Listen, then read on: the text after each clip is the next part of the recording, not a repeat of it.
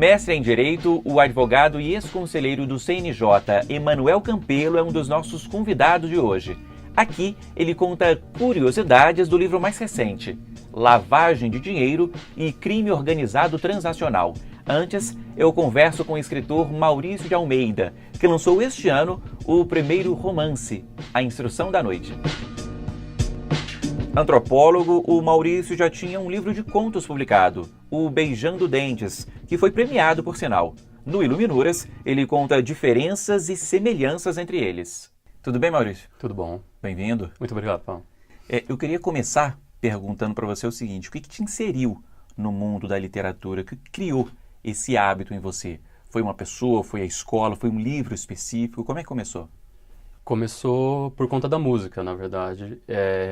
Quando adolescente eu gostava de tocar, tinha bandas de rock de garagem na minha cidade.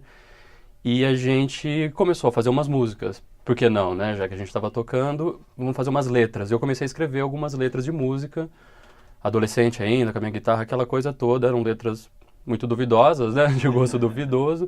Mas foi o primeiro passo. E essas letras, por conta da música, me levou à poesia. E aí eu comecei a ler poetas, sobretudo Carlos Drummond, que foi o primeiro grande livro que eu li, assim, na minha vida, na adolescência. Você tinha quantos anos? Eu devia, acho que 14 ou 15 anos, por aí, estava no colegial, por volta dos 15 anos. Então eu comecei a ler os livros e a poesia começou a me interessar mais do que a música, até mesmo porque eu não sou um bom músico. Então eu comecei a ler muitos poetas e comecei a me inserir nesse mundo um pouco pelas aulas de literatura que eu tinha no colégio, e muito pelo interesse mesmo, porque um livro leva ao outro, um poeta leva ao outro, então eu fui por aí que eu comecei na literatura. E quando é que foi o salto para passar a escrever? Você escrevia suas letras de música, quando é que você começou a escrever seus contos? E um romance veio lá na frente, a gente vai falar daqui um pouco. Isso. Quando é que você começou a escrever? Foi um passo mais ou menos natural, porque nessa trilha de um livro leva ao outro, eu comecei a ler outras coisas, comecei a ler contistas, brasileiro sobretudo, comecei a ler romances também, e foi aquele liquidificador de referências. Eu fui lendo muito, e eu cheguei em alguns livros que me marcaram muito. A Clarice Lispector o Água Viva, da Clarice Lispector, foi um que me marcou muito, e depois que eu li esse livro, eu pensei, bom, esses livros, sobretudo esse fala tanto de mim, por que eu também não posso falar de mim? E comecei a arriscar histórias, que eu nem chamo de contos, são histórias, são textos, que eu comecei a rabiscar tateando, muito no escuro, sem saber o que eu estava fazendo muito bem. E escrevi algumas coisas, e nessa época teve uma oficina de literatura em Campinas, que é a minha cidade, na CPFL, que é o Centro Paulista de Força e Luz, né? Eles fizeram uma oficina, eles têm um espaço cultural muito grande, fizeram uma oficina com o escritor João Severo Trevisan. Então eu me inscrevi nessas oficinas, fui aprovado, porque tinha uma certa seleção, e ali eu comecei a escrever mais consciente do que eu estava fazendo. Que a gente lia muita coisa, discutia muita coisa e produzia muitos textos. Então foi ali que eu comecei a escrever contos mesmo, comecei a fazer essa coisa com uma certa consciência, por assim dizer. Eu sabia, pelo menos, o que eu estava buscando. Até que em 2008, é isso, não é? Isso. Até que em 2008 você publicou este aqui, Beijando Dentes, seu livro de estreia, né? Um livro de contos. Venceu o Prêmio Sesc de Literatura, por sinal, do ano anterior, 2007, e eu imagino que tenha sido um baita incentivo. Venceu uma premiação já com o primeiro livro. Sim, foi um baita susto primeiro e depois um baita incentivo, porque foi muito próximo. Eu terminei a oficina, foi um ano de oficina que eu fiz, e nessa oficina eu produzi muitos contos, né? Produzi muita coisa. Mas você demorou a publicar o segundo, não é? Demorei. Eu estou aqui com o segundo, já é um romance. Sim. Seu primeiro romance, A Instrução da Noite, que é desse ano. Sim, foi lançado no começo. Por que esse intervalo? Esse intervalo aconteceram algumas coisas, né? Na minha vida pessoal, eu acabei me formando, eu passei num concurso, então eu minha vida foi se encaminhando também, mas foi sobretudo foi um trânsito um pouco difícil entre o conto e o romance, para mim. O conto me interessava muito pela questão da forma, então, porque é uma narrativa menor. Eu pude experimentar formalmente muitas coisas. O Beijando Dentes, então, ele tem questões formais, são muito claras, assim, cada conto tem uma forma, eu fui explorando muito isso. Esses são os seus dois livros, Isso. E a gente está aqui com várias das suas referências. Você já falou aí em Clarice Lispector, Sim. em Carlos Drummond de Andrade. Quais são suas outras referências, seus preferidos? Meus preferidos são muitos, claro, né? Como não poderia deixar de ser. Eu leio... Então, desde então eu não perdi o hábito de ler poesia. Eu leio muitos poetas, eu gosto muito. Eu gosto sobretudo de poetas modernos. Bom, tem o Carlos Drummond, o Vinícius, que eu gosto muito. São essas grandes referências, né? Mas eu leio muito também o Roberto Piva, que é um poeta que morreu há pouco. Eu gosto muito da poesia dele, é uma coisa que mexe comigo. Tanto pela questão da forma, mas também pela utilização da forma, pelo conteúdo, em como essas coisas funcionam. Tem uma força muito grande que te arrebata, né?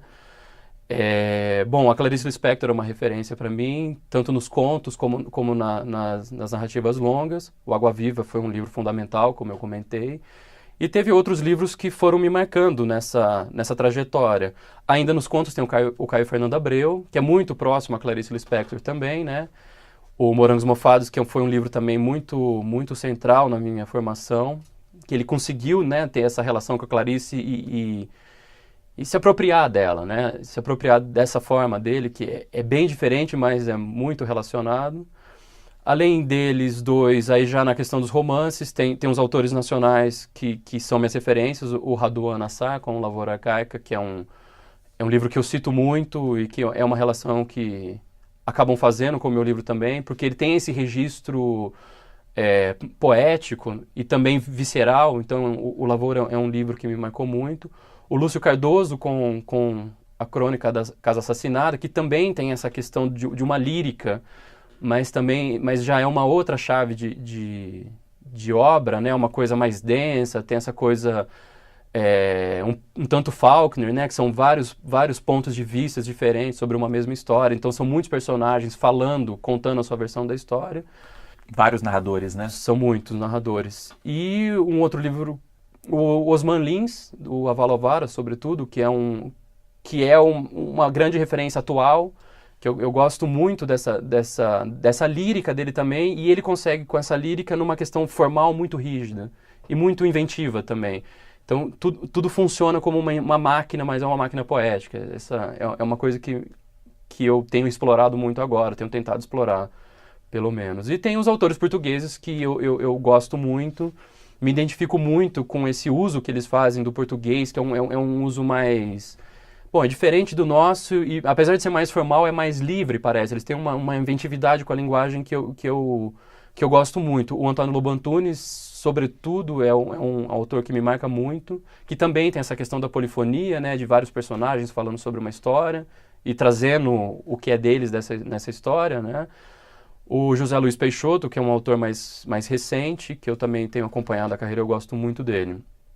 E tem alguns mais, o Alberto na questão da poesia, o Herberto Helder também na questão da poesia, mas da prosa poética. Então são referências que me marcam muito, que eu costumo explorar muito quando eu estou escrevendo. Uma coisa sempre clara, né? Só escreve quem lê bastante. Agora, como é que esses autores todos que você traz aqui te influenciam na hora de escrever, na hora de pensar em alguma coisa, em criar uma história? Como é que é essa influência? Eu pego... Bom, eu estou sempre tentando ler coisas novas também. Tem essas referências que eu acesso sempre, que estão ali sempre do meu lado.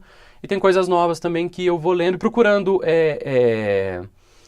ideias mesmo, procurando soluções. Porque eu acho que quem escreve se depara com muitos desafios na hora de escrever. E esse pessoal que se tornaram referências, eles passaram por esses desafios também e deram soluções a esse desafio. Então, eu sempre recorro às minhas referências, aos autores que eu gosto. E também aos autores novos, porque não, eles estão também lidando com os mesmos desafios que eu, em busca de soluções. Como é que eles fizeram tal estrutura, como é que eles arrumaram tal personagem, como é que eles construíram tal reviravolta no enredo. E essa questão da linguagem também, como é que eles apontam caminhos possíveis, né, desse uso lírico da língua portuguesa, como eu estava falando. Então, às vezes, eles criam umas situações que eu não tinha pensado. Então, em termos de pesquisa, na hora de fazer um livro, eu planejo muito um livro, na hora de escrever, eu estruturo muito as histórias ou os livros, ainda que eu mude toda essa estrutura enquanto eu escreva. Aliás, é uma estrutura dinâmica mesmo, né? Então, essas referências me ajudam muito nessa questão da construção de soluções e também eu tenho alguns autores, sobretudo esses que eu falei, que eles me ajudam em questão de ritmo. Eles me dão ritmo, não necessariamente a questão da estrutura, não necessariamente a questão das palavras exatas que eles estão falando, mas numa questão de ritmo mesmo. Então a prosa deles tem um certo ritmo que me leva a escrever. O Lévi-Strauss, o antropólogo famoso, ele dizia que ele lia muito Marx na hora de escrever, muito menos pelas ideias, mas mais por esse ritmo mesmo da escrita do Marx. Eu gostei muito dessa ideia porque é assim que eu me relaciono com essas referências. São autores que me dão ritmo, eles me dão um ritmo mesmo para sentar e começar a escrever e eu vou no meu embalo. Aí. Maurício, bom te conhecer melhor, conhecer também os seus livros. Nosso tempo terminou, muito obrigado pela sua participação aqui com a gente. Obrigado, Paulo, eu que agradeço. Espero voltar em breve. Voltará. Muito obrigado. Bom, esse foi só o primeiro trecho aqui do Iluminuras. Depois, no intervalo, tem mais conversa sobre literatura, dessa vez com o advogado e ex-conselheiro do CNJ, Emanuel Campelo. É um minutinho só, não saia daí.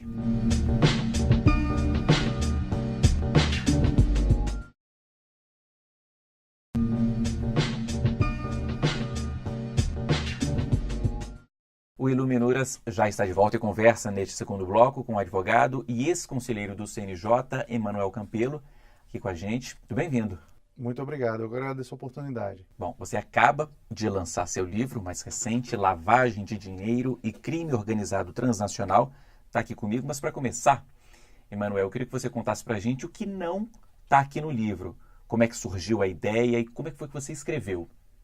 Bom, o livro, na verdade, ele é o produto da minha dissertação do mestrado que eu fiz aqui em Brasília, que eu concluí em 2008, né, precisamente, e de lá para cá acabei não publicando o livro, me envolvendo com outros projetos profissionais, mas sempre com aquele sentimento de coisa inacabada, né, de algo inacabado na vida, que era exatamente essa publicação. E aí, diante da efervescência do tema na atualidade, eu acabei decidindo atualizar, claro, né, o trabalho e publicá-lo efetivamente. E como é que o tema surgiu, esse tema? Bom, eu comecei meu mestrado muito pouco tempo depois de sair da graduação em Direito, né? Então, o que eu observei é que entre as linhas de pesquisa do mestrado estava exatamente a criminalidade voltada ao sistema econômico-financeiro, né, criminalidade econômica. E eu percebi que isso, à época, não era abordado nas universidades, nos cursos de direito, era uma matéria ainda olvidada pela graduação. E isso só me despertou mais interesse, né? Foi um tema que imediatamente chamou minha atenção e a partir daí passei a desenvolver a pesquisa. E a pesquisa foi muito difícil, porque na época, quando eu entrei no mestrado, 2005, 2006, a literatura era muito escassa, não é, ainda. Então, nós tínhamos pouquíssimas obras. Então, para termos uma pesquisa mais sólida, recorremos a autores internacionais também, para poder dar essa densidade doutrinária. E histórica também, porque eu vi que havia uma certa escassez quanto à historicidade, tanto da lavagem quanto do crime organizado. Então, a pesquisa foi bastante difícil. Então, nos tribunais, então, nem se fala. Encontrar jurisprudência, decisões, era praticamente impossível. Eram casos muito pontuais. Então, não foi fácil, né? Foi um desafio, exatamente por ser um problema, uma problemática pouco abordada, mas também muito gratificante, né? Ter, ao final, conseguido chegar a esse produto, sem dúvida. A lavagem de dinheiro, esse crime, né, de lavagem de dinheiro, é muito mais comum nas denúncias e também nas condenações? Sem dúvida, porque agora eu diria que ficou muito mais fácil denunciar alguém por lavagem de dinheiro, porque basta você fazer uma vinculação a toda e qualquer infração penal. Então, isso sem dúvida nenhuma facilitou muito o trabalho do Ministério Público no momento de oferecimento da denúncia, do magistrado também no momento em que recebe. Então, nós tivemos um crescimento muito grande de denúncias com relação a esse crime, sem dúvida nenhuma. A outra alteração que nós tivemos foi a alteração da criação do tipo penal da organização criminosa, que nós não tínhamos anteriormente, e que o antigo rol de crimes antecedentes já vislumbrava essa possibilidade. Entre os crimes estavam crimes praticados por organizações criminosas. Então, Bastava que o legislador fizesse essa alteração, tipificasse a organização criminosa, e eu diria que o potencial da antiga lei de lavagem de dinheiro estaria muito mais aberto, por si só. Caracterizada a organização criminosa, qualquer delito praticado por ela estaria sujeito à incidência da lei de lavagem de dinheiro.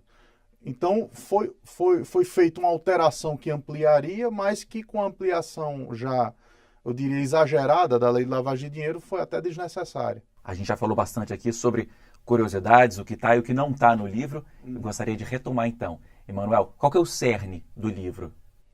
Bom, o que nós buscamos foi exatamente traçar um panorama histórico e doutrinário dos tipos penais de crime organizado e lavagem de dinheiro. Mostramos como surgiu essa primeira legislação, porque o Brasil não tinha uma lei de lavagem de dinheiro. E essa legislação surgiu exatamente em virtude de esforços internacionais concentrados para isso, tanto que nós tivemos uma multiplicidade de legislações no mundo inteiro. Esse esforço em combater a lavagem de dinheiro, porque se enxergava o seguinte: combatendo a lavagem, eu combato o crime organizado necessariamente. São temas que dependem tanto um do outro que eles até se confundem. Toda a organização criminosa, ela necessariamente precisa da lavagem de dinheiro para usufruir desses bens e valores que ela produz, senão esses valores ficam congelados. Então, como os temas são muito casados, foi a forma que se encontrou internacionalmente de combater o crime organizado de forma mais ampla. Então, por isso que nós tivemos aí o paradoxo. Primeiro uma lei de lavagem, para 15 anos depois surgir a lei que combate o crime organizado, por causa desse esforço internacional. Então, a partir daí, nós passamos a analisar de forma comparativa os dois delitos, de lavagem de dinheiro e receptação, exatamente para demonstrar essa diferenciação. E na época da pesquisa, eu estudei enquanto projeto de lei e criticava exatamente esse efeito perigoso que poderia ter da ampliação do rol de crimes antecedentes, né? E a diferenciação que nós encontramos na época com relação aos dois delitos era praticamente nenhuma. Os dois delitos são extremamente parecidos, os bens jurídicos, se nós estudarmos a doutrina, eles se confundem também, são os mesmos bens, o tipo objetivo também, o subjetivo. Nós vamos analisando e vendo que são delitos extremamente parecidos. Só que a lavagem com características de combate ao crime organizado, essa modalidade criminosa que está sempre um passo à frente das autoridades, né? Sempre se modernizando e se capacitando, e o outro voltado à criminalidade comum, né? E mostramos a dificuldade que haveria, em termos lógicos, de separar sem o rol de crimes antecedentes quando aplicar a lavagem e quando aplicar a receptação. Hoje nós não temos fronteira objetiva nenhuma entre os dois. Então fica a critério do Ministério Público se vai denunciar por receptação ou lavagem, e o juiz se vai receber por um ou pelo outro. Então, lamentavelmente, nós estamos vivendo esse limbo com relação à diferenciação entre dois delitos penais que têm consequências completamente opostas, distintas. Exatamente pela gravidade do crime organizado, a lei de lavagem de dinheiro ela é extremamente dura, o bloqueio de bens, o perdimento desses bens em favor do Estado, tem uma série de medidas cautelares muito mais duras necessárias ao combate ao crime organizado, enquanto a receptação não tem nada disso porque é considerado um crime comum. E nós perdemos essa fronteira no momento em que se alterou a legislação. E essa era a crítica que eu fazia à época quando fiz a atualização, mantive a crítica realmente com a alteração legal, mostrando que nós não temos mais essa fronteira que é sempre importante em matéria penal, né? Em matéria penal nós temos sempre o princípio da reserva legal, da proporcionalidade, e esses princípios estão, pela nova legislação, sendo violados. Então, estamos vivendo um período que eu até chamo de período de amadurecimento dessa matéria. Estamos vivendo esse período de Operação Lava Jato, essa série de repercussões sociais e públicas, e o fato é que nós estamos vivendo realmente um período de amadurecimento dessa legislação, sem dúvida. Na Operação Lava Jato, a lavagem de dinheiro é um crime que perpassa a praticamente todos os envolvidos, né? Praticamente todos. Praticamente todos, sem dúvida. Apesar de que, com relação à Operação do Lava Jato, muito do que se é alegado nessas denúncias e imputado aos acusados são atividades que seriam típicas de organização criminosa, em tese. Né? Então, nós não teríamos tanto esse problema, mas sem dúvida nenhuma ficou tudo muito mais fácil, né, com a alteração legislativa. Pode parecer algo positivo do ponto de vista midiático, do ponto de vista público, publicamente falando e de forma superficial, mas do ponto de vista de ciência criminal, de processo penal, é algo preocupante. A lavagem de dinheiro não é um crime que deva ser banalizado, pelo contrário, é um crime que é voltado ao crime organizado, que é um tipo de criminalidade muito específica e hoje está sendo utilizado em larga escala. Né? Então, é uma preocupação que se tem, a banalização desse delito, sem dúvida. Agora que a gente já conhece bem o livro, queria conhecer um pouco mais de você também, Emanuel. O que você gosta de ler, seus autores preferidos você tem?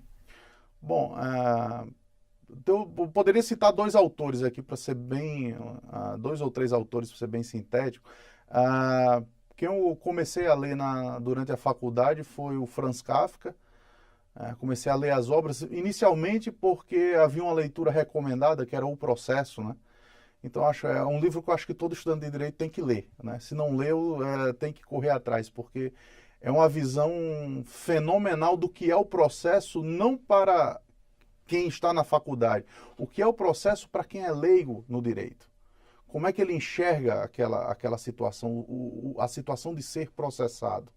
A angústia que é você não saber pelo que está sendo processado, não conhecer as consequências daquilo, a incompreensão com relação dele, que é jurisdicionado, que é acusado, em relação ao papel do seu advogado e os conflitos que isso gera. É uma leitura muito interessante e geralmente eu me interesso por autores também que não tem um apelo, não tem pieguice, não tem muito sentimentalismo.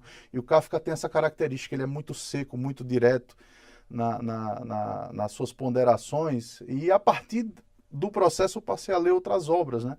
E uma que me marcou muito e que é a Metamorfose, né?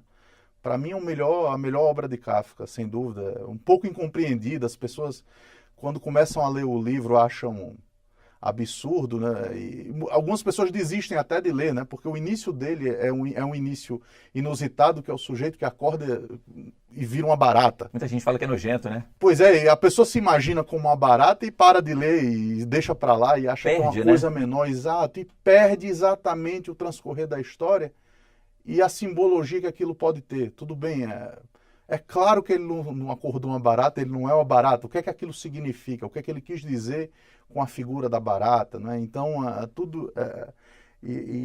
o livro é um soco no estômago com relação à natureza humana. Né? Você tem um sujeito que é querido na família, que ajuda em casa, que tem uma irmã, é extremamente doce com a irmã. E quando ele se torna uma barata, ele passa a experimentar primeiro um momento em que a família se preocupa e cuida, daqui a pouco um momento em que a família passa a ter repulsa, até o momento em que a família passa a agredi-lo. Ele acaba, inclusive, morrendo em virtude de uma agressão de uns familiares. Então, isso mostra um pouco da natureza humana. É duro o livro, né? Mas eu gostei bastante, eu achei sensacional a metáfora da barata. Depois você entende que tudo aquilo é uma metáfora, né? E é um autor que eu gosto muito. E outro que eu gosto bastante, brasileiro, é o Machado de Assis, né? Esse eu comecei já a ler ainda no colégio. E exatamente por esse estilo mais frio, mais duro, mais realista, me chamou muito a atenção, né? Dom Casmurro, para mim, é o meu favorito do Machado de Assis.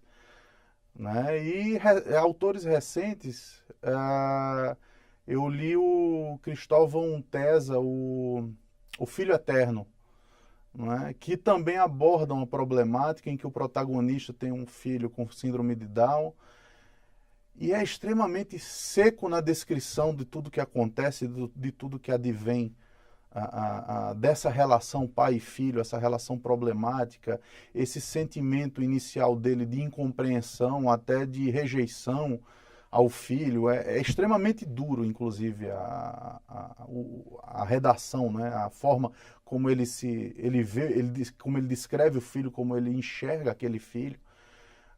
A gente, em um primeiro momento, passa até não gostar do protagonismo, do protagonista. A mesma sensação que a gente tem no Metamorfose, né? Aquela repulsa inicial pela obra. Mas depois que que vai se desenvolvendo o enredo, ele vai passando a perceber que aquelas críticas que ele fazia ao filho, ele pode fazer a si próprio. Quer dizer, o filho, ele vê como filho como não sendo normal, mas ele percebe que ele também não é normal. Essa dificuldade que ele tem, no caso, profissional, em se firmar na sua profissão, ele é escritor, o protagonista também. Ele vê que as mesmas críticas se aplicam a ele, e aí ele passa a um momento de compreensão e depois aceitação, né, dessa condição. Então, é muito interessante. É um livro também uma obra que não cede ao sentimentalismo, que trata bem da realidade, né? Então, foi uma obra que eu gostei bastante, uma boa descoberta, sem dúvida. Mas eu sempre busquei, desde muito cedo, autores mais realistas, que tratam realmente do cotidiano e não apegados a sentimentalismos ou preguiças. Nunca gostei disso. Ler livros da fase do romantismo, realmente literário, não o romantismo enquanto gênero, eu falo do romantismo antigo, literário, né? Sempre foram livros que me davam embrulho no estômago, que eu tinha uma dificuldade enorme de terminá-los, né? Mas, então, essa sempre foi a minha preferência literária, o realismo, esse apego ao cotidiano, ao que a gente realmente vive. Ok. Emanuel, é isso. Muito obrigado por trazer aqui tantos esclarecimentos sobre lavagem de dinheiro e crime organizado, pelas suas sugestões também aqui de livro. Muito obrigado pela participação. Eu que agradeço a oportunidade. Bom, e muito obrigado a você também que nos acompanhou aqui hoje. O Iluminuras fica por aqui, mas para rever este e outros programas, basta acessar tvjustiça.jus.br. Até a semana que vem. Tchau.